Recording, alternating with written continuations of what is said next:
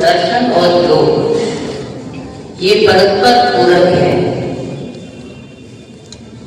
दर्शन जहाँ सैद्धांतिक पक्ष है,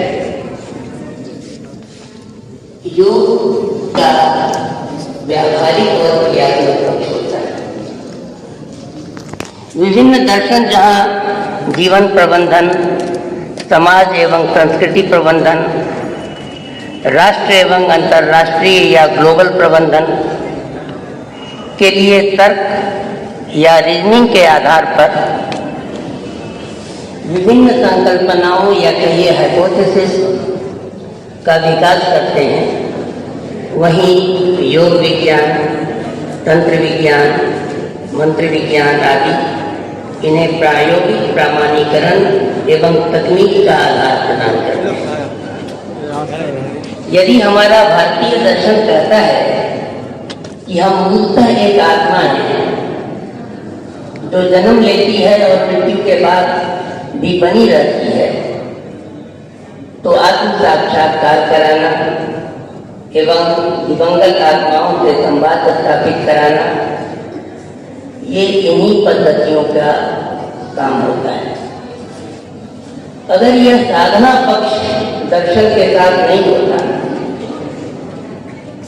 तो हमारे जो ये आध्यात्मिक संकल्पनाएं हैं,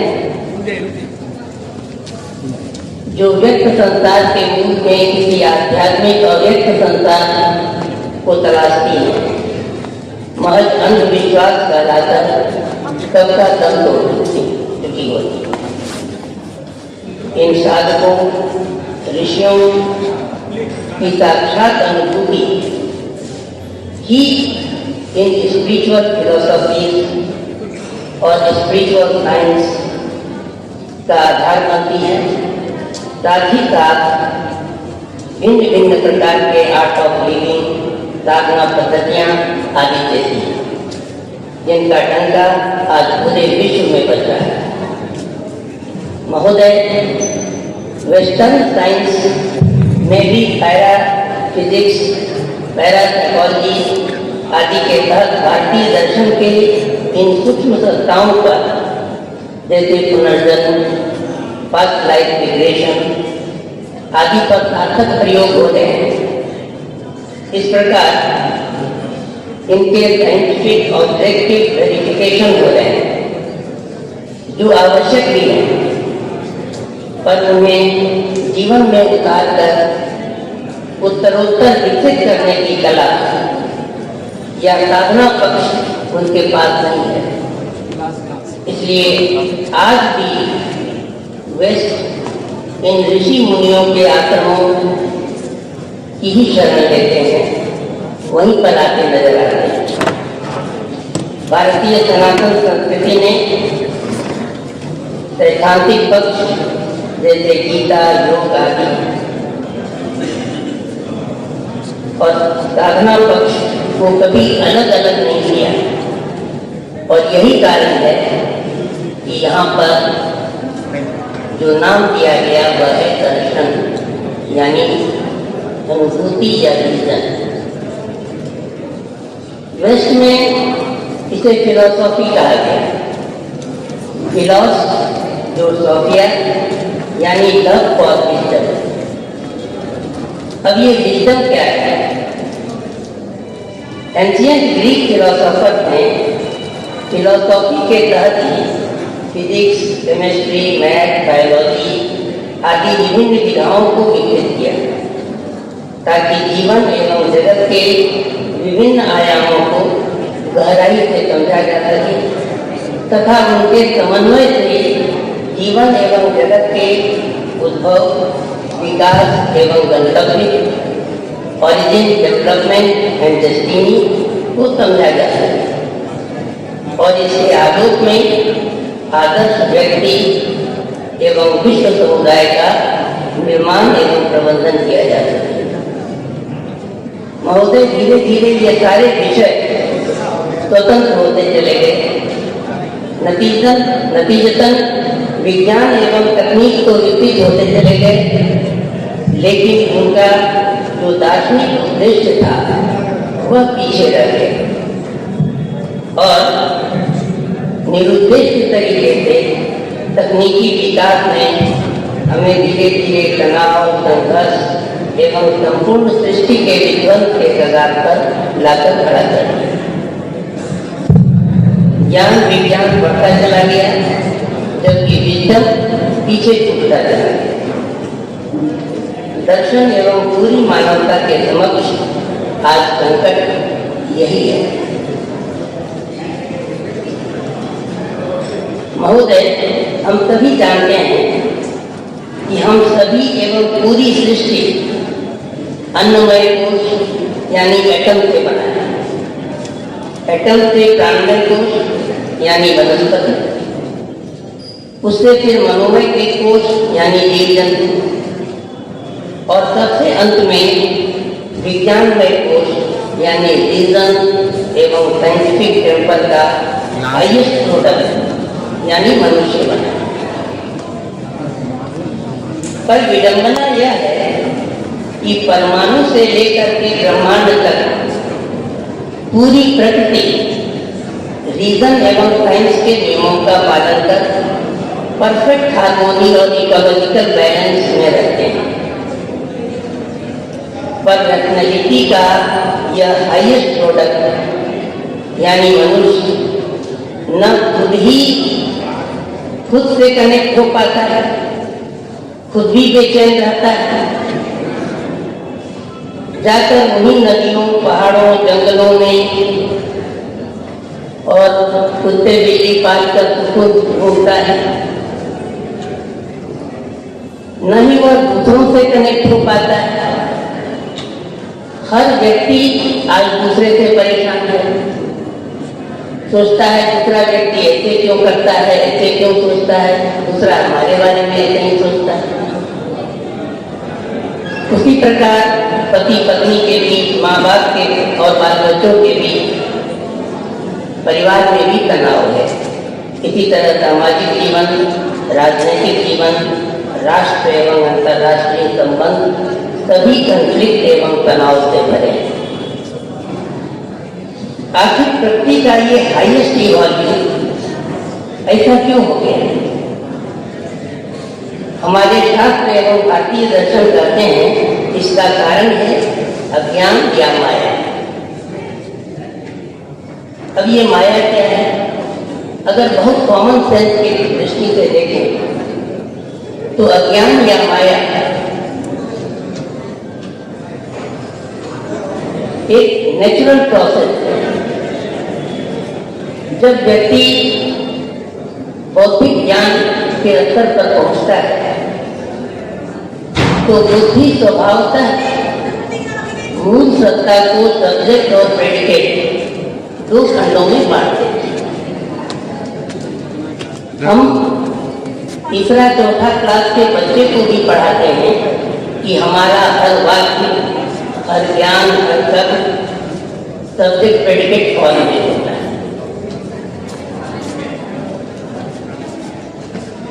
सब्जेक्ट ज्ञाता, भोक्ता और कर्ता होता है, जबकि प्रेडिकेट ज्ञान, भोग एवं कर्म की भूमि होती है। पर हमारे अंदर एक माया रूपी मनोवैज्ञानिक प्रवृत्ति होती है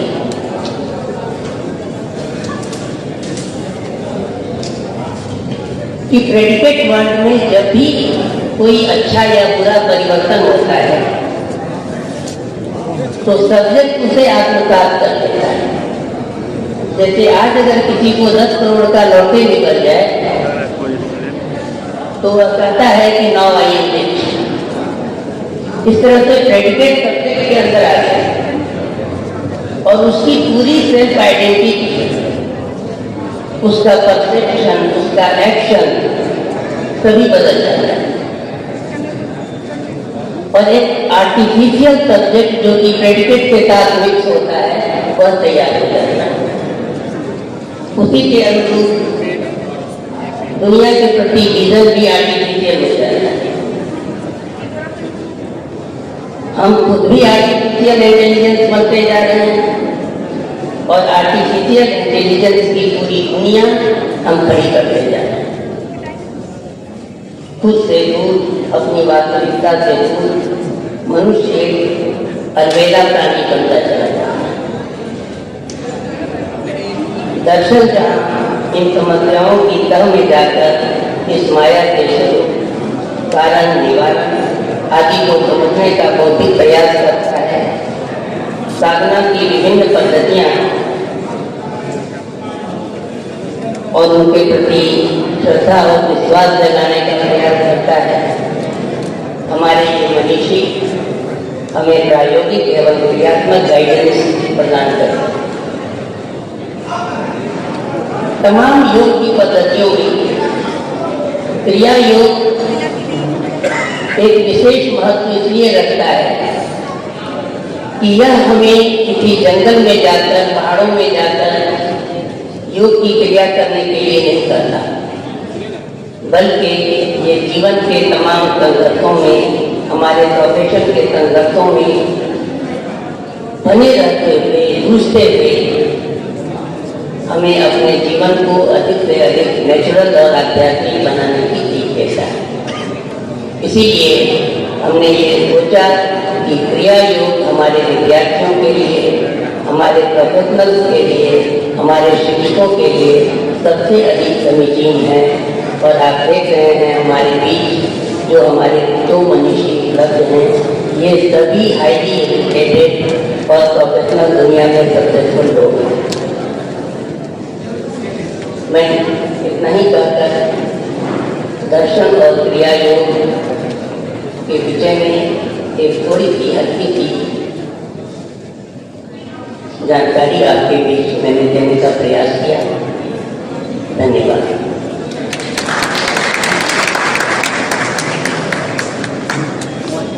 Thank you so much, sir, for the welcome address and making us aware of such a wonderful workshop on Kriya Yoga. Now, I request Professor Ajay Kumar Singh, Pro Vice Chancellor of Patna University, to come here and address the audience.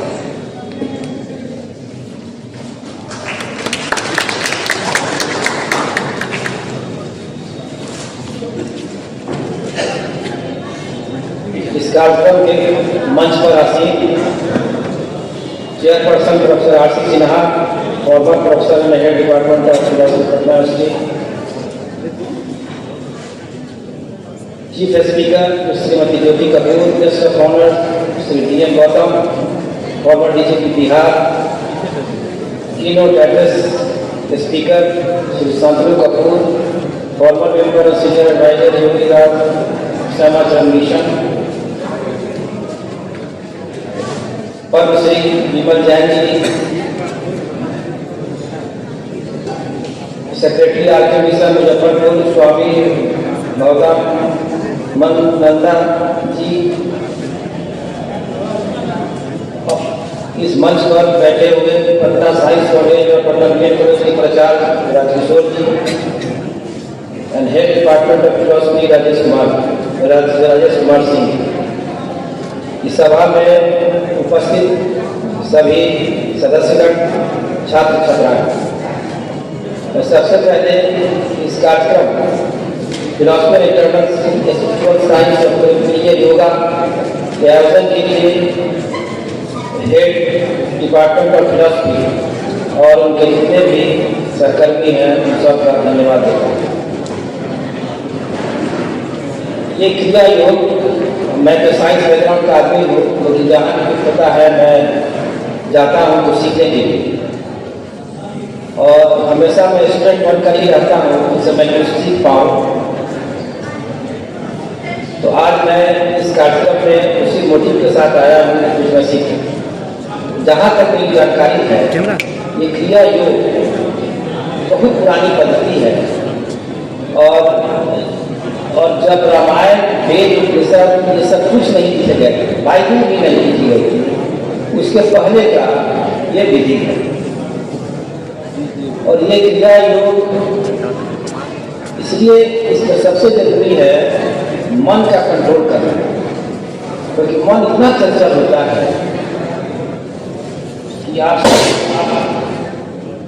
समझ सकते हैं, एक second में आप इधर जाते हैं, दूसरे क्षण उधर जाते हैं।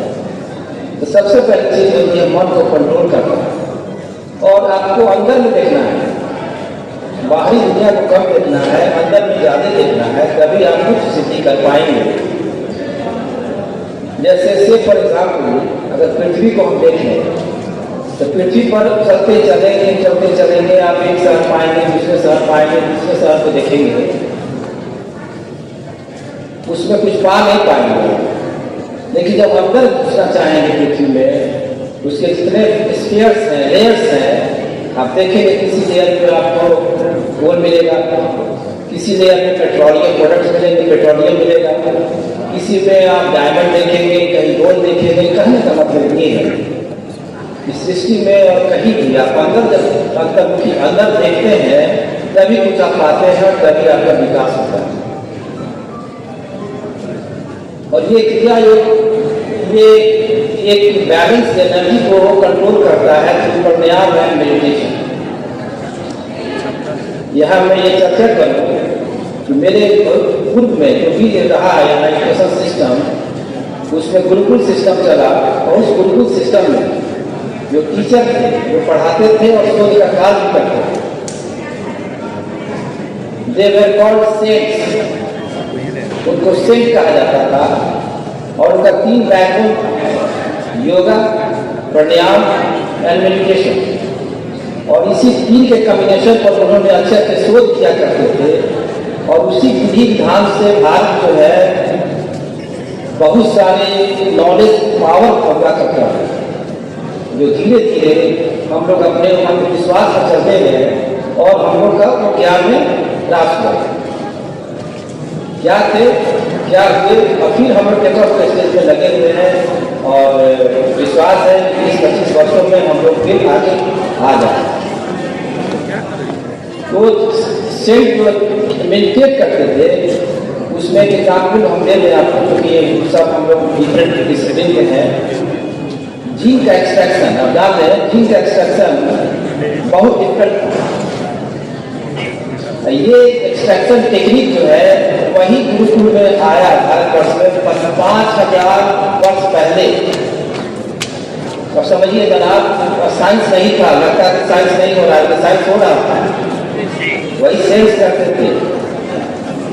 और जिंक के साथ इससे तो बहुत डिटेल नहीं जा पाएंगे, बहुत प्रॉब्लमेटिक था ये जिंक एक्सट्रैक्शन। वहाँ से चाइनीज ने छुड़ाया, चाइना से इंग्लैंड वालों ने शुरू किया और पहला जिंक एक्सट्रैक्शन प्लांट जो है इंग्लैंड में बना। तो ये था हमारा प्राणायाम, योगा और मेडिटेशन का पावर। और आज के दिन में ये बहुत साइनिक है, क्योंकि हम जितने भी इंसान हैं सब धीरे धीरे स्ट्रेस में चले जा रहे हैं। और स्ट्रेस इससे जा रहे हैं कि बहुत जल्दी आपाधापी बहुत हो रही है। आप नेचुरल ग्रोथ देखिए, प्लांट देखिए नेचुरल ग्रो करता है, करते करते फ्लावरिंग फ्रूटिंग सब होता है। पहले के लोग इतना आपाधापी में नहीं रहता था। ईश्वर पर देयर गॉड थे, अच्छा होगा, ईश्वर है, होगा होगा। वो बीपी से भी सफर नहीं करते थे, डायबिटीज से भी बहुत कम सफर करते थे। Just control to that era. अब आप देखिए हम लोग कहाँ जा रहे हैं। तो लगता है जैसे कि हम सोच रहे हैं कि आई एम द टेकर। ये जो प्रवृत्ति हुई है, जो कॉन्सेप्ट हुआ है, ये पूरे स्वास्थ्य को खराब करता है। और जब स्वास्थ्य खराब होता है आप कुछ करने के लायक बहुत नहीं रहता। और ये हेल्थ आज के स्टूडेंट्स को मैं बताऊँ कि जितनी बीमारियां आज हैं उसकी 80% बीमारियां इसलिए हैं कि शरीर नहीं चलता। शरीर चलाएंगे तभी 80% बीमारियां दूर रहेंगी। आप किसी भी यात्रा में चले जाएं, एक बिल्डिंग यहाँ, एक बिल्डिंग वहाँ, दोनों बिल्डिंग की पूरी 400 मीटर, 500 मीटर, 300 मीटर, तो ऑटोमेटिक शरीर चलता है। और जितना हम शरीर चलाएंगे उतना ही लंबा चलेंगे। आई मीन आपकी लाइफ स्टाइल ज़्यादा होगी। 10% जो बीमारियाँ होती हैं आपके लाइफ स्टाइल से होती है। लाइफ स्टाइल कैसे उठते हैं, कैसे बैठते हैं, वो सही। और 10% जो बीमारी रह गई आपकी, आपके कर्म करते हैं उससे और आपकी इन्वायरमेंटल इफेक्ट से। इन सारी चीज़ों को समझना होगा। योगा के पहले इन चीज़ों को समझना होगा कि शरीर को चलाना ज़्यादा है, फिजिकल एक्सरसाइज हो या जैसे भी हो, आपको शरीर को चलाते रहना। अब इस मौके पर ये चर्चा करना वाजिब होगा कि अभी हम लोग आज़ादी के अमृत महोत्सव में चल रहे हैं। 25 साल बाद इसका शताब्दी समारोह होने जा रहा है और भारतवर्ष का लक्ष्य है कि फिर हम विश्व गुरु की तरफ हमें विश्व गुरु बने। ये कभी लक्ष्य नहीं रहा भारतवर्ष का कि वर्ल्ड पावर बने, बिकॉज वर्ल्ड पावर जब पावरफुल आदमी बनते हैं आप, तो पावरफुल आदमी के बगल में जो खड़ा होने में हेजिटेट, कोई पावरफुल आदमी है उसके बगल में खड़ा होगा तब नहीं लगी सकती, you will not feel good. लेकिन जब गुरु बनते हैं तो आपका शिष्य बहुत प्यार से आता है, सम्मान देता है और साथ आता है। That is the motive behind our country's notion कि हमें विश्व गुरु भी बनना है। और अब मैं जितने भी आप इस सभा में आए हुए हैं सबको धन्यवाद देता हूँ और आयोजकों को बहुत बहुत धन्यवाद इस कार्यक्रम के आयोजन के लिए।